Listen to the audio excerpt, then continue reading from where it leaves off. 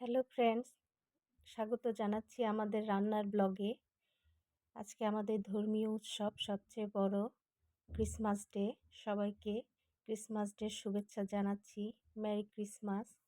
আজকে সারাদিন যা যা রান্না করেছি সেই রান্নার ভিডিও নিয়ে আপনাদের কাছে ছোট্ট ব্লগ নিয়ে আসছি।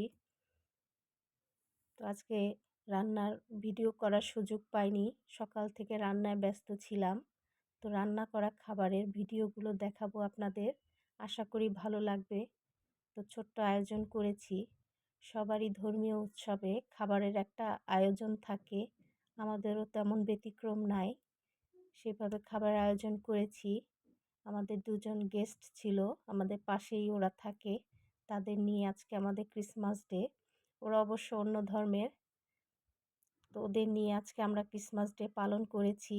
তো যা যা রান্না করেছি সেগুলো আপনাদের দেখাচ্ছি। তো এখানে ভেজিটেবল সালাদ বানিয়েছি, মিক্সড ভেজিটেবল সালাদ,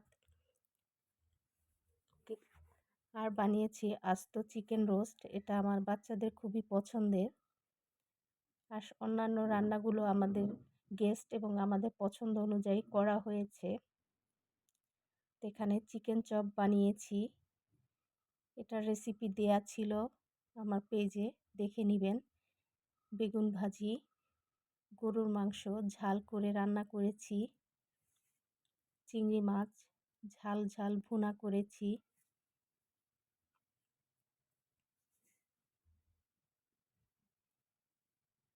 ইলিশ মাছ টমেটো দিয়ে রান্না করেছি,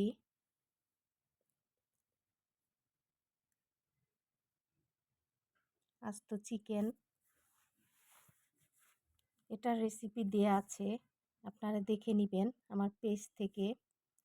আর মাছ মাংস রান্না করলে আমি সাধারণত একটা সবজি আইটেম রাখি, তো এখানে মিক্সড ভেজিটেবল ভাজি করেছি।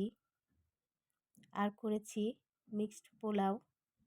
পোলাওর মধ্যে আমি দিয়েছি চিংড়ি মাছ, মটরশুঁটি, কিশমিশ, গাজর কুচি দিয়েছি। তো কেমন লাগলো আপনাদের কাছে আমার এই খাবারের আয়োজনটা জানাবেন। তো সবাইকে আবারও ধন্যবাদ জানিয়ে আমি আমার এই ছোট্ট ব্লগটা এখানেই শেষ করব।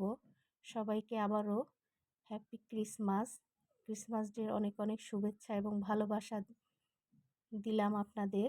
আশা করি সবাই ভালো থাকবেন, সুস্থ থাকবেন। আপনাদের আগামী দিনগুলো ভালো হোক, সুন্দর হোক, আনন্দের হোক, এই কামনা করে তো আজকে বিদায় নিচ্ছি। দেখা হবে আগামী ভিডিওতে।